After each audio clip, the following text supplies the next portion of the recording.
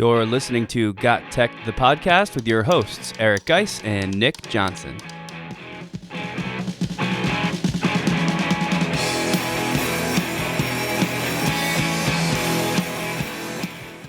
Welcome back to GotTechED the Podcast. This is episode 45 called Elevate Learning with Gamification Techniques. In this episode, Geis and I revisit one of our favorite topics, gamification. We explain what gamification is and share some popular EdTech tools that you can use to support it in your classroom. Finally, we'll close the episode with some project and lesson ideas that use gamification techniques. Check it out to make gamification part of your classroom today.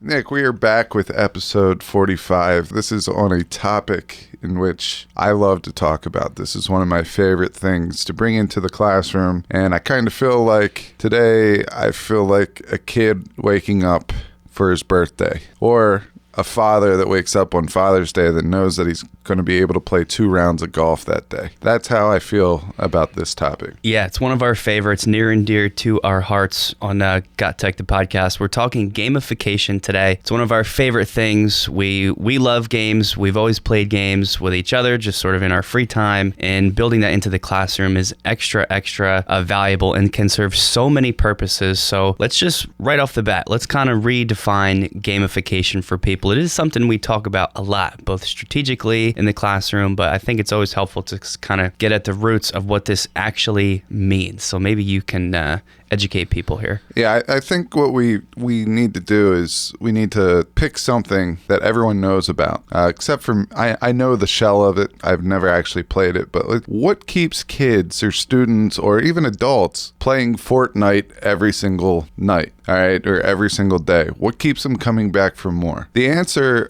are the unique elements called game elements of gamification. These things could be challenges, all right? If something is challenging, people will get an interest in overcoming that challenge, beating that level, accruing enough points to level up. These types of things. And as I sit here right now, Nick, you're kind of participating in a form of gamification, but not in the educational world, but in the business sector. And you probably don't even know that you're doing it right now, but I want to point it out. Yeah, what are you talking about? Nick comes strolling in today. All right, we booked this time to record. Nick comes strolling in today with a nice coffee. All right, it's from the Bucks of Star, otherwise known as Starbucks. We'll give them a free plug there. But right now I'm sitting at this hot drink, and on the outside there's a sleeve of the coffee queen looking right at me, and I'm wondering, Nick, where is my coffee? You didn't even ask. Yeah, I have no way to explain myself. I apologize. All right, just include me next time. Next time I got you. There's your gamification. Your gamification has to do with your Starbucks coffee. All right, they are a business, but they're gamifying their rewards program. First of all, reward. Everyone's interested in a reward, and that's a game element in itself. But the actual star system with their coffee is, a form of gamification. Nick's going to keep going back and getting coffee until he gets 150 stars or whatever it is. He's going to get a free drink. And that's part of it. There's a reward system there. That's a game element. Yeah, so this is, like you said, really huge in the marketing world to kind of get people to keep coming back to a certain place. We all take part in these game elements all the time. So I've also seen them called progress mechanics in like a larger sense, but it's the same thing. It's gathering points. It's doing level ups based on those points. In actual video games, right, they're often called like experience points, and that's how you advance through the game and sort of unlock different features. This can come in the form of badges or leaderboards. There's all sorts of ways you can see these game elements that kind of get sort of incorporated into what is otherwise your normal classroom environment. So that's gamification, and let's just throw this out there to clear the room a little bit. What is the difference between gamification and game-based learning? All right, so we have gamification, which are game elements that keep people interested, coming back, for various reasons. Game-based learning is about the learning experience. The game is the experience. So they're learning content through the game. In gamification, it's bringing one of those game elements that people are interested in into the learning to make it more useful, to make it more motivating to learn. So I think that we needed to throw that out before we get into our next segment, which is all about some commonly used gamification EdTech tools. So stay tuned and check it out. You can follow GotTechED outside the podcast at GotTech.com or on Twitter at WeGotTechED. So for segment 2, we're going to get straight into what I hope is one of the most helpful things for people, and that is just sort of an update on some of the some commonly used gamification EdTech tools. We kind of scoured the internet and found as much as we possibly could in terms of different ways or different, like I said, different tools, apps, extensions, websites, whole variety of stuff to help you actually sort of start bringing gamification to the class. Now, I do want to point out that there's a lot of gamification tools, and we've talked about a lot of them before. One of our favorites is Classcraft. If you've been listening to the podcast, you've probably heard us talk about it. We wanted this to be more of like an update on gamification, some things we haven't mentioned before. If you want to sort of get a nice baseline for yourself in the gamification world, you can just search through some of our old episodes. We've got a full one that compares gamification and game-based learning to give you like a broad stroke on some of the major tools, but hopefully we can bring some different ones to you today. If you haven't listened to that older episode, it doesn't matter because these are still some of our favorite selections. And let's kick it off with our first one that I think Geis knows a little bit more about. It's called Flippity. Is that correct? Yeah, so what I like to do is I like to go out and invest time in researching tools that's going to help me develop my weaknesses. And my G Suite weakness is Google Sheets. I get the general formulas and stuff like that, but there's a lot more that you could do with Google Sheets than, just formulas and graphs and things. So Flippity.net is what I'm talking about right now. But Flippity, what it does is it uses Google Sheets in the background to make a cool product. Such as you could do flashcards. You could do a quiz game show. Looks kind of like Jeopardy. One of my favorites is the Flippity scavenger hunt. So you could easily turn a Google spreadsheet into an interactive scavenger hunt activity. And what I really like about this site is it provides you with a demo, it provides you with instructions, and then it gives you the template. So all that you have to do is literally just go in and fill out your content. You could do you can make timelines that look neat in Flippity. You could create badges, and it's a badge tracker in Flippity. There's word searches, crossword puzzles, word scrambles, spelling words, and it makes it fun. There's bingo boards that you could create. One of the classic favorites is Hangman. That's another one. But another really, really good component of gamification is scoreboards. So if you want, you can embed a scoreboard into your Google site. You can embed it into any site, but I use it to embed it into a Google site. So this is actually something that I was going to suggest to you, Nick, because I know that you do a lot of things where you keep points or that are just like classroom points. They're not like anything with a grade. You do a lot of that stuff, and the Flippity progress indicator will basically allow you to make changes in the scoring and then post it real time.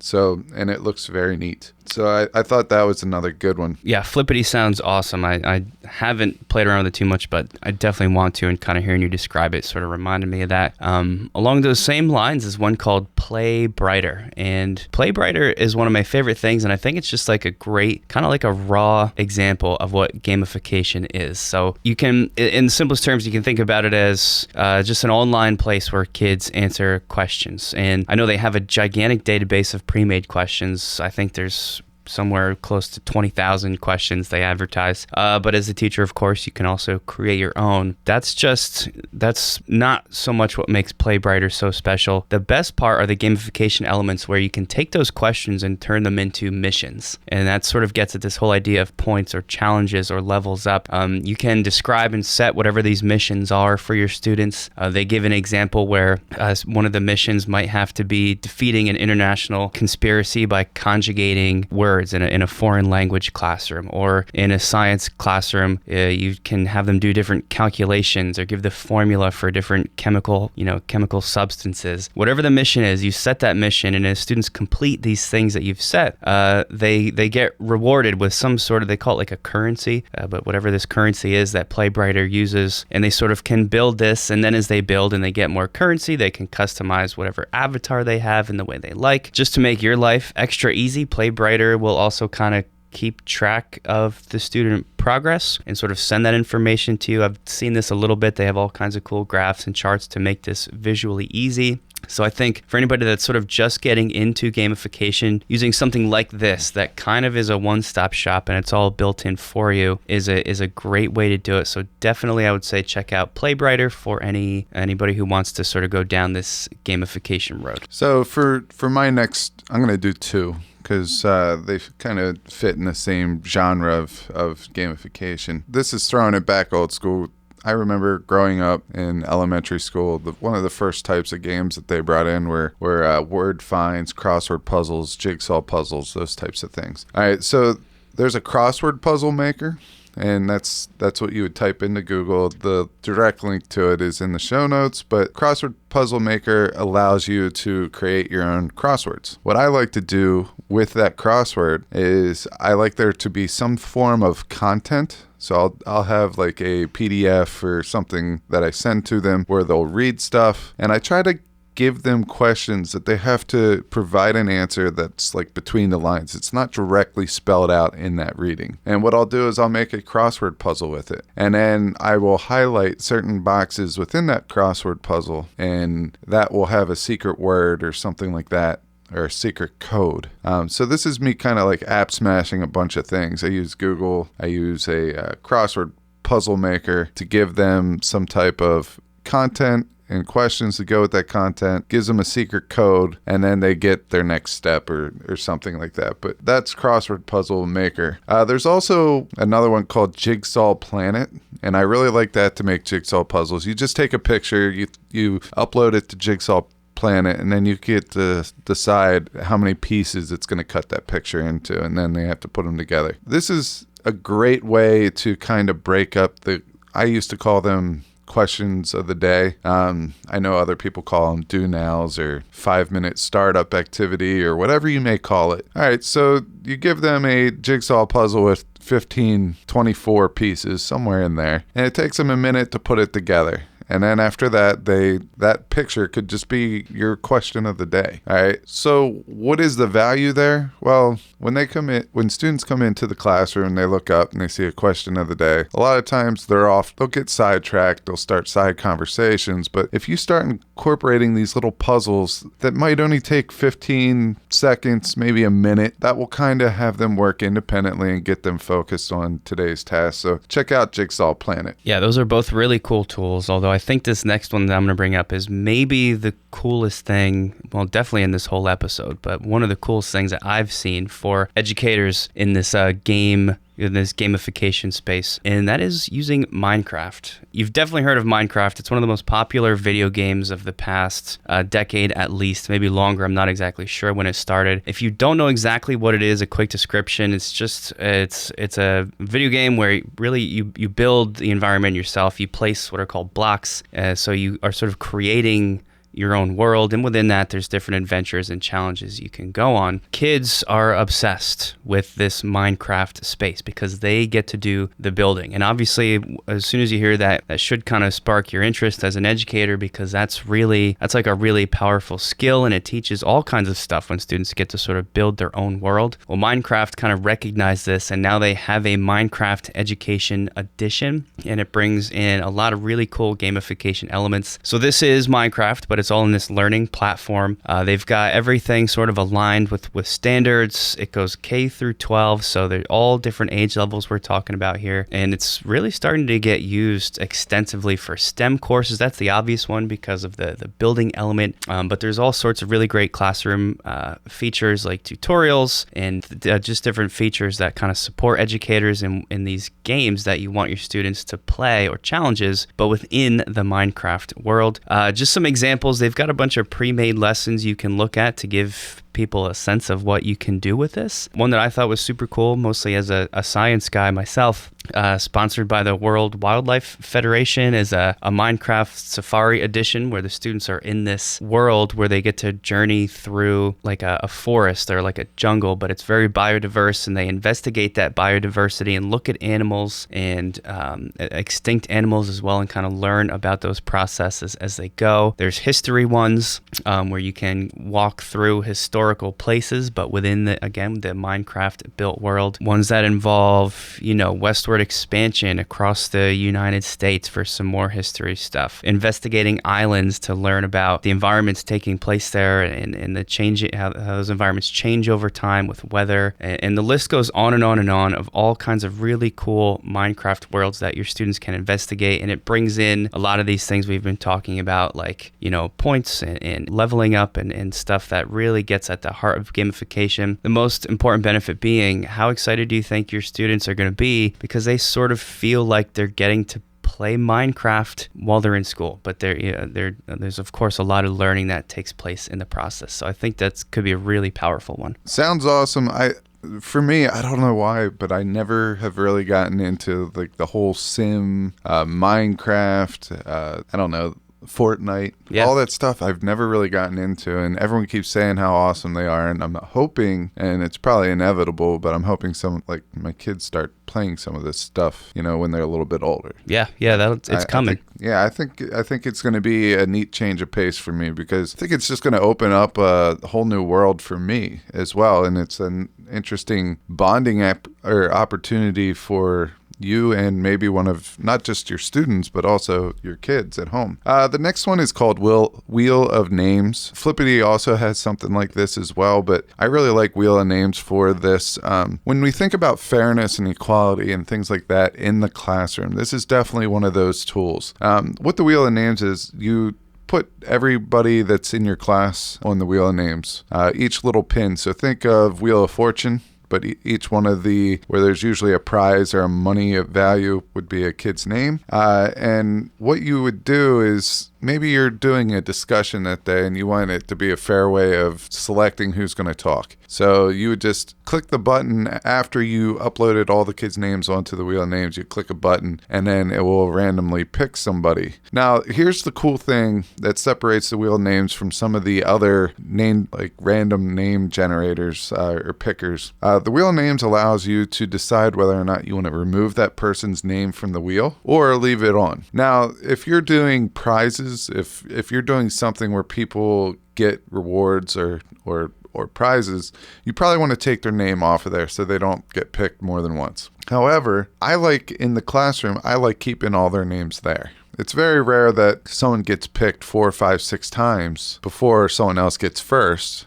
Even more than twice before someone else gets first. But I feel like if you take their names off of there, they feel like they get to take the rest of the period off. Whereas if you leave it on there, it keeps them honest. So Wheel of Names is one of my favorites for equality in the classroom. Yeah, that sounds awesome. I've used Wheel of Names a couple times, and it is super helpful for like that fairness aspect, like you said. And it's just kind of a fun thing and a way to change it up when you're making selections of students or whatever you're doing. The last one I actually found this morning. It's something I found a while ago, but I found it. I have this folder that has like cool things that I want to revisit. And down at the way bottom, I found this one called Voki. Voki is super easy to use. And a lot of times people ask me if there's a way to get little caricatures to talk and their mouths to move. Voki is that program for me. This morning what I did is I went to Voki, I selected Abraham Lincoln, a little caricature that looked like Abraham Lincoln. There's like 50 or 60 different voices that you could apply to it from all over the world. So it gives you all the accents and stuff from all over the world. And you could either type out or copy and paste what that person or caricature is going to say. So I had Abe Lincoln basically reciting the lyrics to a Blake Shelton song this morning. And I thought it was pretty cool, especially if you're just giving instructions to your class. I think this could be used like on a Google site or a Google Doc. You could copy and paste it. the video into a Google Doc so they can get their directions from someone else other than you. Yeah, it's really cool. They have tons of different characters. You said there's like 50 or 60. Just I'm looking at some of them now. They have even like mathematical symbols or punctuation with a little face that you can make talk. So I'm looking at one that's like, the symbol pi. So you could be like a math teacher and program the little pi symbol to talk and maybe explain what pi is and where it comes from. So it's not even just like real things, like actual, things that could talk, but just all sorts of creative ways you could sort of tie in, like a speaking character. So that's a pretty cool one. I think that would be a great way to... I know when I taught science, I liked using famous scientists' birthdays as a opportunity to talk about someone that made a scientific contribution to society on a day that didn't necessarily fit into my content, but it was relevant because it was his or her birthday. I remember doing that with a lot of different people. I used to put their faces on big paint sticks, the sticks that you get. I used to copy or print out a picture.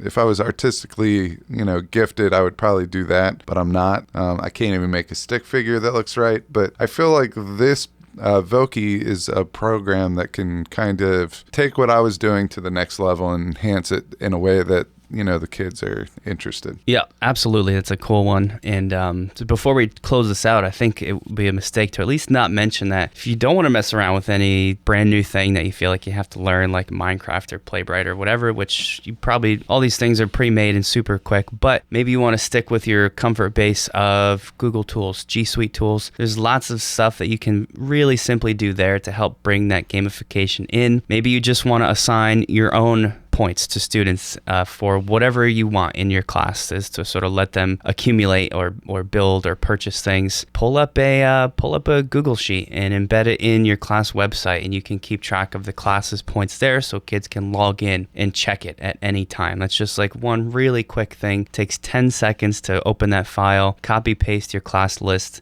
and start typing in points into those columns, posting it for them to see, and in a great way to very simply introduce some gamification elements.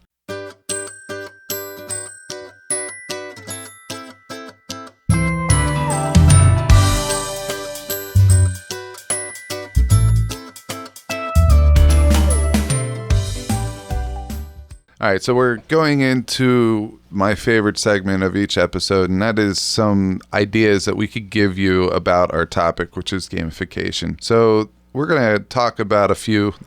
We kind of don't have really a set amount of things, and usually we think of things as we start talking. And I know just since I hit play, I kind of solidified an idea in my head that I'll talk about in a little bit. We should probably just go over some of the things that we've used in our class or ideas of things that we want to implement into our class. And Nick, I'm going to let you go ahead and start off because I know that you've recently done a couple of these and you probably have them, on the hot burner right now and could easily talk about them. Yeah, so a fun way to tie in gamification is to sort of bring in what we call like a pop culture theme, although a lot of the times this sort of just ties in with like a popular TV show that's on or big at the moment. Probably 10 years or so ago, we were doing stuff with the Survivor show that was a lot bigger then. And it's still big, Nick.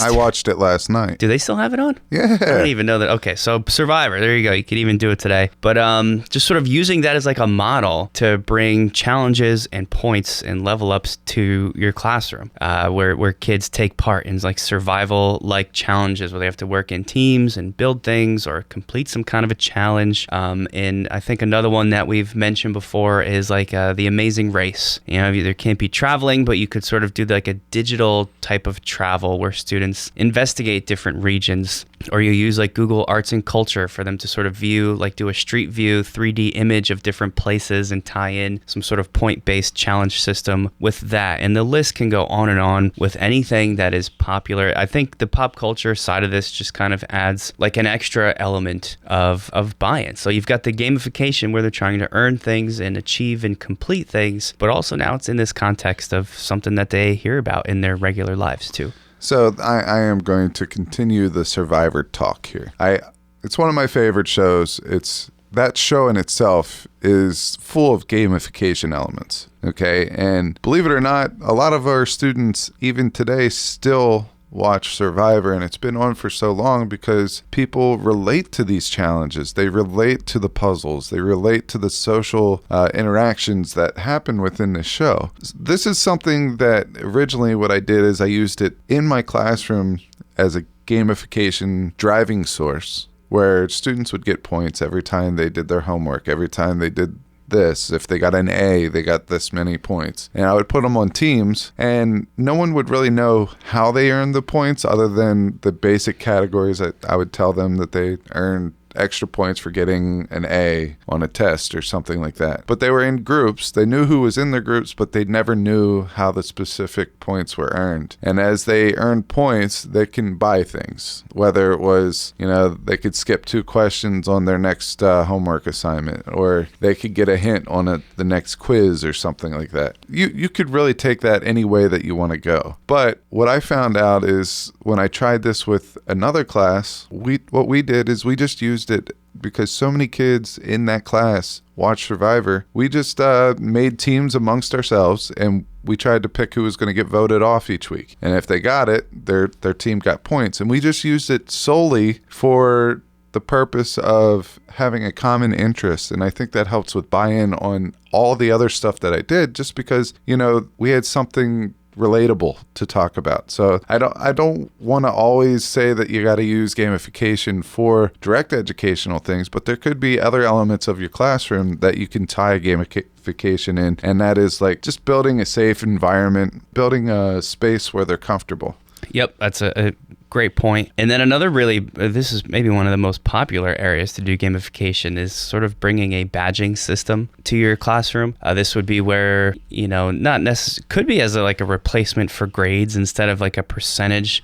There's different badges that the students have to earn throughout the year once they show mastery in a topic or a concept, and they get that badge. So you can use it as like a content sort of a checker, but there's other uses as well. Now, I've seen this used in classrooms where it was standards based. They still have their grades, but the teacher focused on each one of the standards. And if they got, proficient, they didn't get a badge, but if every time they got advanced proficient, they got a digital badge from a teacher. And one of the things the teacher did is they did digital portfolios for the students, where the students had to update their portfolio after each unit. And if they got the badge, the advanced proficient badge, they would upload that digital image to show that they got it, and then they would put a little artifact underneath of how they earned it, or what they did to accomplish that standard to get that badge. And I think that's an awesome way of using it. I love that. And you can also do this in like a classroom management context where, the kids get badges just for doing things that you want them to do, like maybe in younger grades,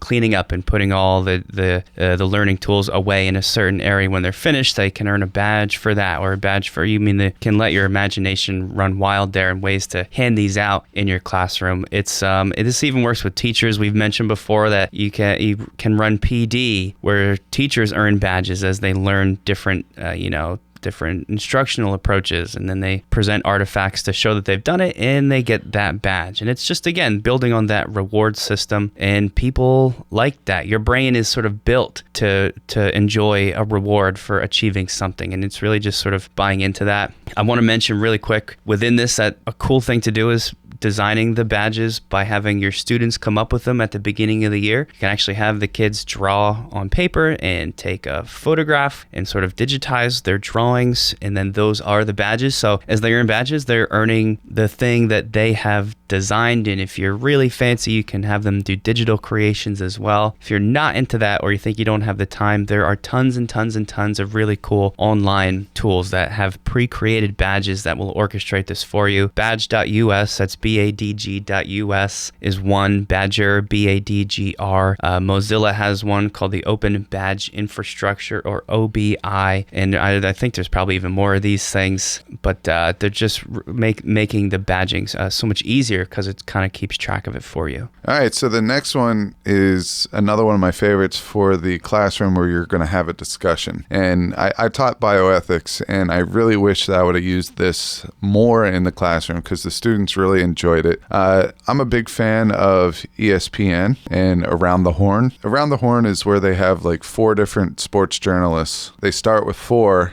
and the host gives them a couple questions, and as they're giving their answer to the question, the host gives them points. And then after the first round, one person gets eliminated who has the lowest amount of points, and then you're down to 3, so you have another couple of questions, and the same thing happens until they narrow it down to the winner of that episode. And at the end of that episode, they get to have anything that they want to say in 30 seconds. It could be about anything.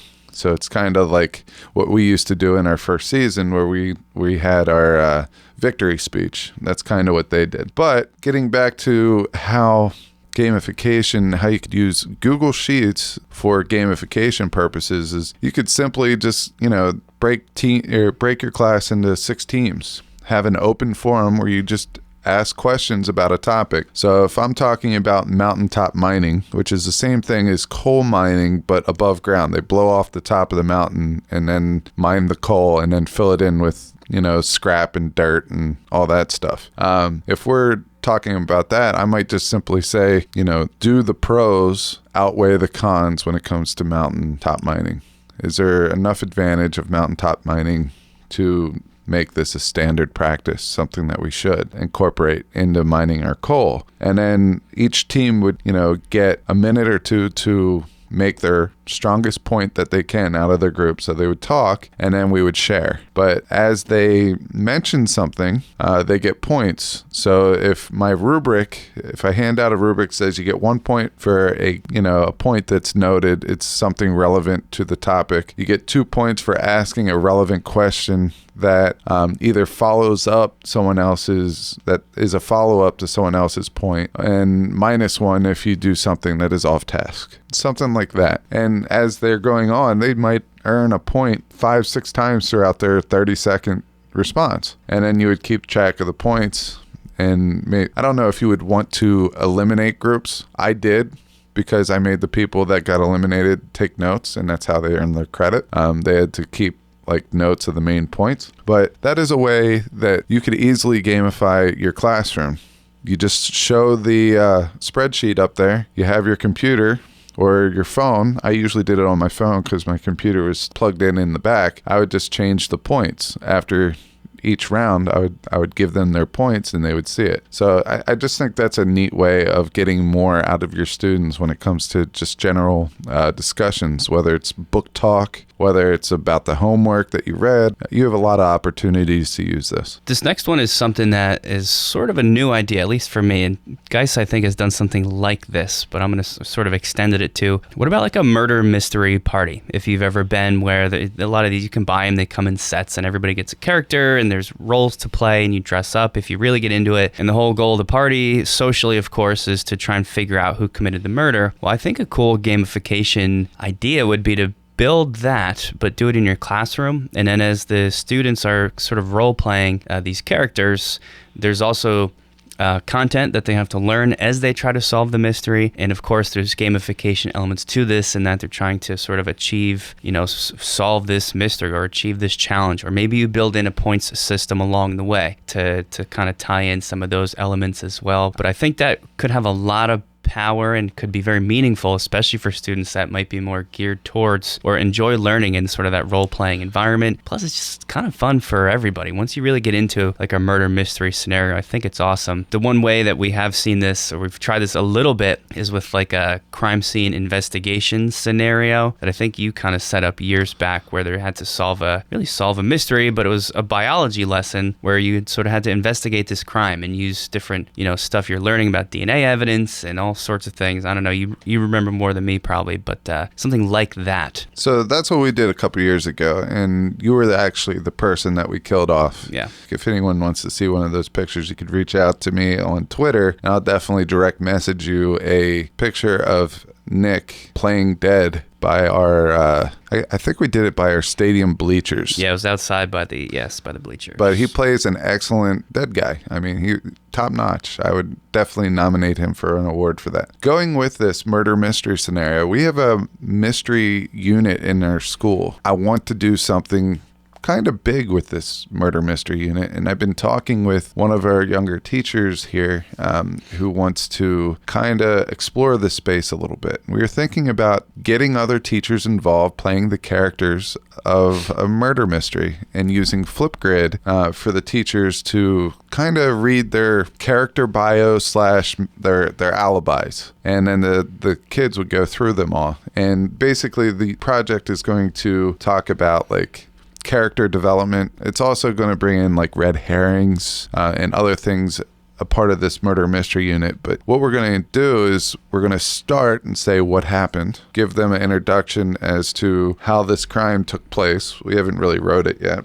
and then we're going to bring the teachers in for interviews using Flipgrid. So we'll download those interviews, put them on a Google site, and then after that, instead of telling them what happens, they're going to use all the information that they got to finish the story, to fill in the gaps. They know all the characters and they know what event happened. But after they're done doing that, they're going to write about it, and they're going to basically come up with their own crime. They're what happened, everyone that was involved, and they're going to write about that. And then at the end, we're going to give them what actually happened, which is our story, and see if any of the students kind of came up with the same thing. And I'm going to make it so bizarre that, obviously no one's going to be able to get it. But it's a neat writing exercise. There's gamification elements in there. There's narrative. Narrative is a huge game element. And we're bringing in teachers, which is something that they like. Anytime you could incorporate teachers into your activities and challenges, they love that. So I think that's an awesome one.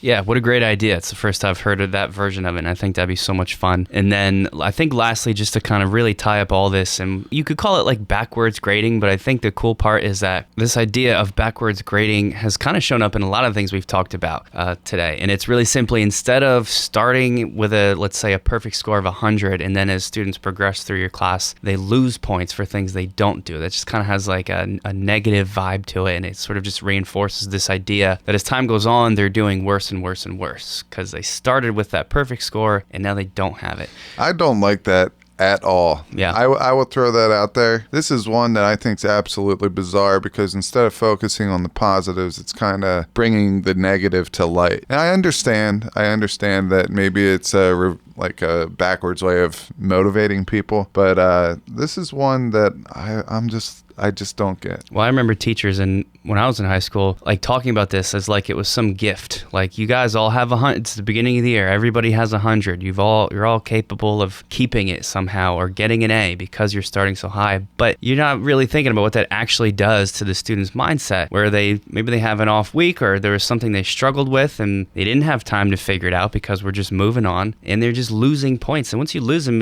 you can't get them back, or at least it's a lot harder to. So the whole idea of learning to learn or progressing, it just gets rid of any of that. So maybe my favorite thing about gamification is it lets them build from nothing. So there's always a positive connotation. They're always progressing, and it's just a much nicer way to do things. So this ties in with, assigning points or experience points or giving them badges. You're always giving them things for accomplishments or mastery instead of taking things away for stuff that they didn't do or didn't understand. So that wraps it up for our ideas. That wraps it up for our different tech tools. Hopefully we showed you guys some new cool stuff in the gamification space. Thanks for listening to GotTech the Podcast. Remember to subscribe to our show and follow us at We Got Tech on Twitter so you can stay up to date with the latest episode releases, blog posts, product reviews, and PD announcements. You can also follow Geis and I individually at Geis Got Tech and at Nick Got Tech on Twitter, or on Instagram at Nick Got Tech. Finally, remember to check out our website, GotTechED.com, where we post all our episodes, articles, and resources available to you for free. Until next time.